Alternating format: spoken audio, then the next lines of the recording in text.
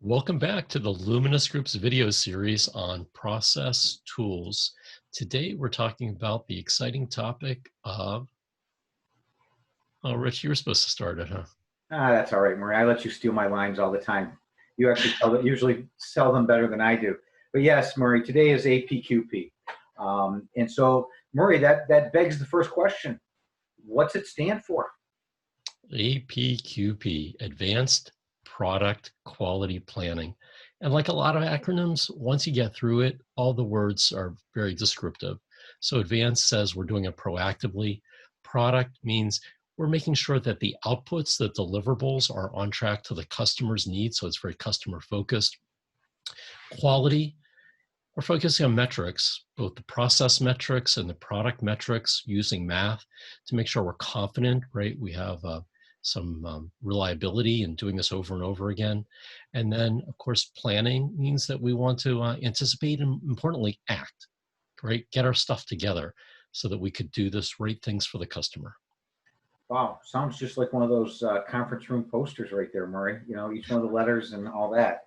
Um, you know, have people been doing this, Murray, or is this something new? Oh, it's been around for a while. I think it evolved over time, definitely before me. And I got into this field, I've heard about APQP, largely automotive industry because of the integration of many multiple suppliers, finally to a vehicle manufacturer. So many things have to be done right the first time. But even though a spark plug might be different than a fascia, different than a fastener, uh, all the steps involved in design, validation, process development, and all the way through continuous improvement, it's the same thing. So if you do something over and over again, might as well get really good at it.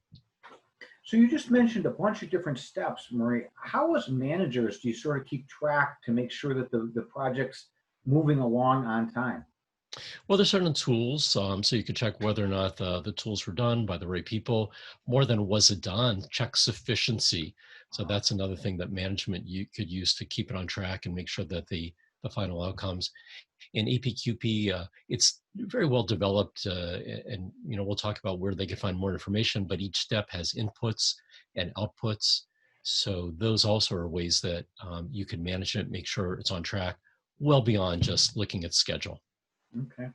And so where does this start and where does it end? Well, it starts with the customer's requirements, right? Customer's requirements, tip it off. From there, we want to develop the design, validate it, process, etc. And then it's going to end with a recipe. How are we going to build this process or this product over and over again? And that goes back to what we've talked about before, Rich, right? Our control plans, our standardized work. Ultimately, it never ends. So we want to go to continuous improvement to drive waste out of our process. I always appreciate when you pitch one of my videos, Murray. Thank you. You're welcome. The continuous improvement one. Um, what happens when we don't use APQP? What's the downside? The downside is waste. It's just way too costly. We're jeopardizing our customers' timeline if they're using the part into a subsequent assembly or a final assembly, like a vehicle. And also, it hits morale, drives overtime. It's that like what you talk about, Rich, that 5 a.m. phone call or the weekend hours that are burnt out. No one likes that. So let's do it right the first time and get good at APQP, Advanced Product Quality Planning. Well, thanks, Murray. That seems to wrap it up really nice. If someone would like to learn more about how to either implement this or how to improve it within their company, how can they get in touch with you, Murray? Well, you can start with the website and find some information there. Our website is www.luminousgroup.com. That's LUMINOUSGROUP.com. Phone number, talk to me directly, 248-538-8677. Referring back to that website, you'll find different materials. We also have added a section called self-learning, where you'll find some articles. We also have some blog posts that deal with a range of process tools.